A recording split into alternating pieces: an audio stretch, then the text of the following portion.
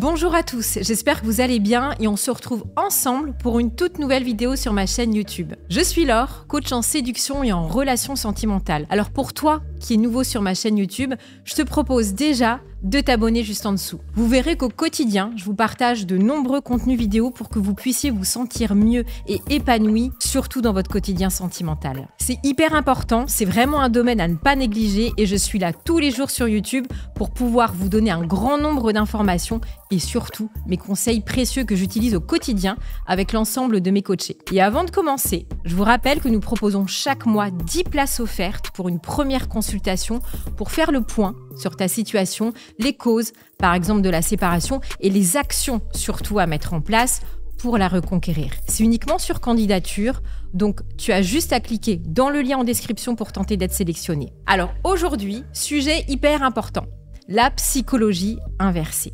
Je me suis dit qu'il fallait que je vous en fasse une petite vidéo, une vidéo un petit peu plus profonde et surtout vous expliquer pourquoi c'est un outil de psychologie qui va vraiment vous aider à reconquérir votre ex, mais ça peut aussi également être un outil pour votre séduction évidemment. Mais là, je vais vraiment parler dans le cadre de votre reconquête amoureuse. Parce que quand on est en reconquête amoureuse, ça veut dire que forcément, on a vécu quelque chose de très fort avec une personne et qu'à un moment donné, celle-ci a voulu y mettre fin. Quand on est dans un état émotionnel au plus bas, on a beaucoup d'ascenseurs émotionnels, c'est vraiment les montagnes russes.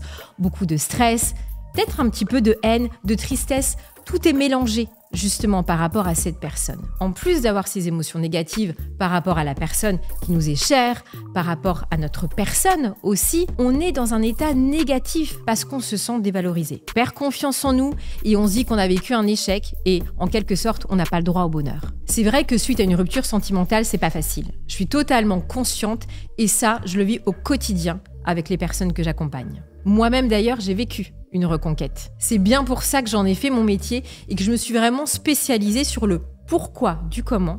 On a toutes ces émotions qui nous submergent et pourquoi parfois on est dans des schémas répétitifs, que ce soit avec d'autres personnes ou même justement avec nos ex. Vous pouvez réussir votre reconquête amoureuse, mais si le nouveau démarrage de votre relation amoureuse n'a pas été bien géré, vous pouvez être sûr que dans 95% des cas, il va y avoir encore rupture sentimentale supplémentaire. Ça va se répéter. Quand on dit déjà qu'il y a une rupture, c'est pas forcément facile de pouvoir recoller les morceaux pour pouvoir justement recréer en quelque sorte une nouvelle relation basée sur de nouvelles valeurs, de nouveaux projets par exemple. Quand on en a subi 2, 3 ruptures d'affilée, forcément on s'épuise. Même la personne en face, elle s'épuise. Et généralement, vous arrivez à reconquérir parce que vous êtes tellement dans un état de mal-être que 90% des cas, la personne revient vers vous parce qu'elle culpabilise, en quelque sorte. Et c'est franchement pas le but. Donc, c'est jamais bon de revenir pour cette raison-là. Et d'ailleurs, généralement, ça tient pas dans le temps. Si vous voulez que la personne puisse revenir vers vous, il faut que ce soit par rapport à votre valeur, sur le fait que vous soyez positif, qu'elle a envie de revenir parce qu'elle a envie de se reprojeter à nouveau avec vous. Mais aussi parce qu'elle a redécouvert votre potentiel, elle a vu en vous le fait que vous vous êtes amélioré. Vous n'êtes plus, par exemple, en dépendance affective, ou vous n'êtes plus dans une jalousie excessive, ou vous n'êtes plus dans un stress permanent. Donc, il va falloir travailler. C'est pour ça que, très souvent, les reconquêtes amoureuses peuvent être un peu plus longues parce qu'on prend le temps de pouvoir changer.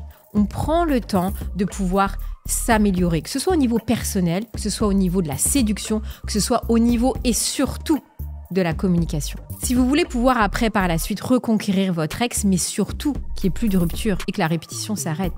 Et c'est là où je veux en venir par rapport à la psychologie inversée. Ça va être un outil psychologique énorme. Alors qu'est-ce que c'est que l'art de la psychologie inversée? J'aime bien parler d'art au niveau de la psychologie inversée parce qu'à partir du moment où vous avez bien compris l'outil, que c'est fluide, ça va être naturel. Et c'est vraiment hyper intéressant au niveau de la communication et au niveau de ses émotions. C'est pour ça que j'appelle ça vraiment un art. Et c'est pour ça que si vous utilisez cet outil, il va falloir être patient parce que ça demande du temps pour pouvoir créer une émotion différente chez votre ex. Mais alors, qu'est-ce que c'est concrètement? C'est tout simplement l'état dans lequel vous êtes actuellement parce que la personne ne vous répond plus, parce que la personne ne vous prête plus d'intérêt, parce que la personne n'est pas forcément en accord avec vos valeurs ou n'a pas suffisamment envie de revenir vers vous. Et là, vous vous sentez hyper mal.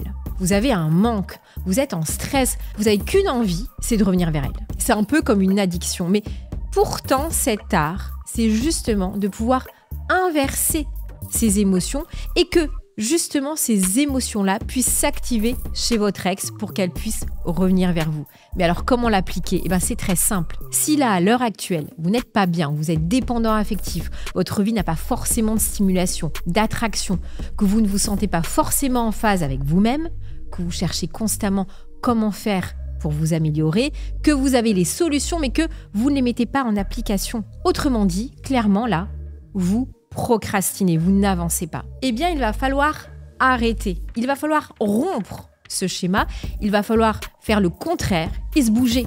Parce que c'est hyper important, être vraiment volontaire pour pouvoir changer déjà votre vie et de manière positive et de manière globale. Vous êtes tellement focus sur l'autre que vous en oubliez le principal. Donc, à partir du moment où vous allez faire ça, vous allez prendre du temps pour vous, c'est-à-dire moins de temps pour l'autre.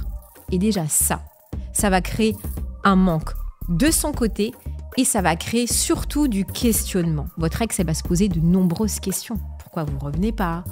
Pourquoi vous ne lui avez pas souhaité son anniversaire ? Pourquoi quand elle vous a appelé, vous n'avez pas répondu ? Ça, c'est hyper important. Là, vous commencez déjà à créer chez l'autre personne un questionnement. Deuxième chose, quand vous avez réussi déjà à vous accomplir personnellement, vous allez reprendre ensuite la communication avec elle.